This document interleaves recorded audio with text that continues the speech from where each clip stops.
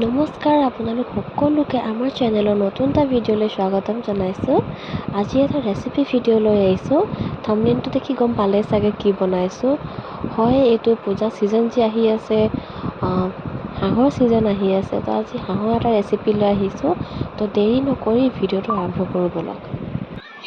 মাংসখিনি বনোৱাৰ আগত মই আধা ঘণ্টাৰ কাৰণে মেৰিনেট কৰি ল'ম।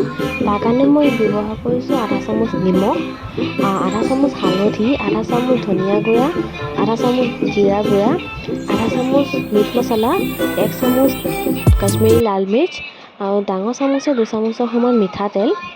এই গোটেইখিনি ভালদৰে মই মিক্স কৰি ল'ম।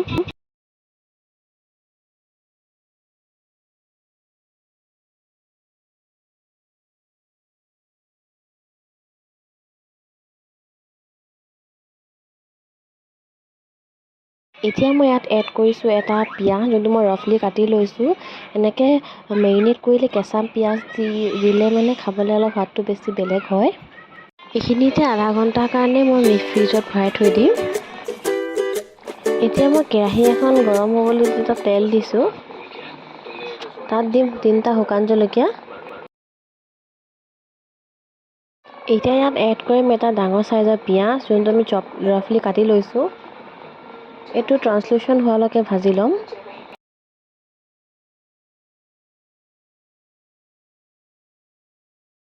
এতিয়া আমি ইয়াত এড কৰিম মেৰিনেট কৰি থোৱা মাংসখিনি।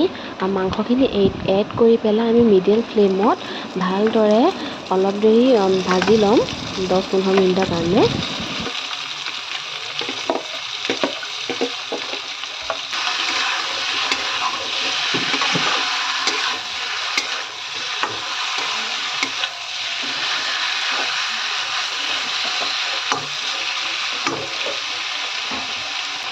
আৰু 15 মিনিট ভজাৰ পাছত আপোনালোকে চাব পাৰিছে মাংসখিনিৰ পৰা অলপ অলপ তেল ওলাই আহিব ধৰিছে।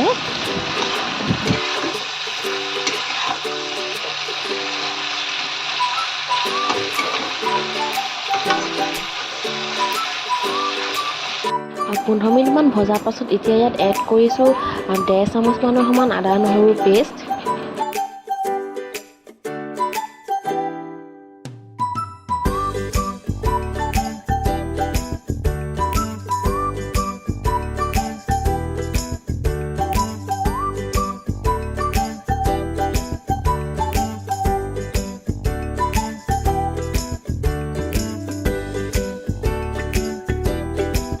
অলপ দেৰি মাংসখিনি ঢাকি সিজাই ল'লোঁ।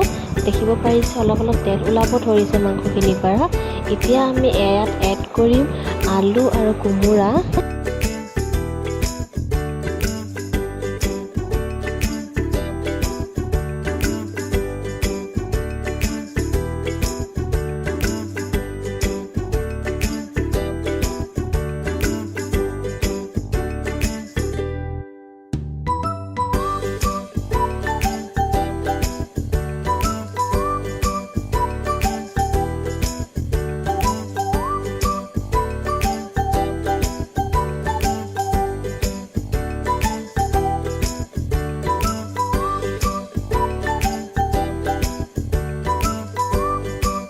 আকৌ মই ঢাকন লগাই 15 মিনিটৰ কাৰণে সিজিবলৈ এৰি দিছিলোঁ।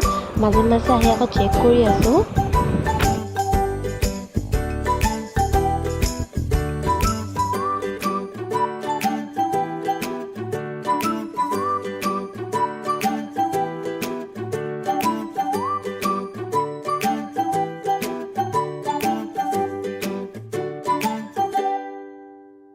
অঁ, 15 মিনিটৰ কাৰণে মই আকৌ চিমত মাংসখিনি এৰি দিছিলোঁ।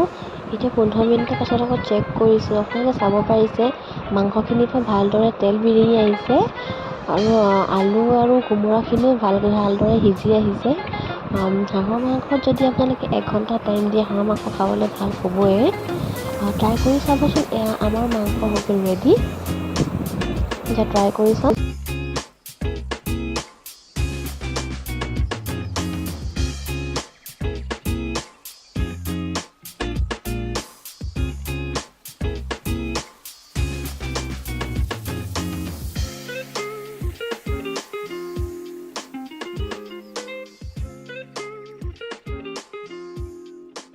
আজিৰ ভিডিঅ'টো ইমানতে সামৰিছোঁ। যদি ভাল পালে প্লিজ লাইক, শ্বেয়াৰ আৰু ছাবস্ক্ৰাইব কৰি দিব।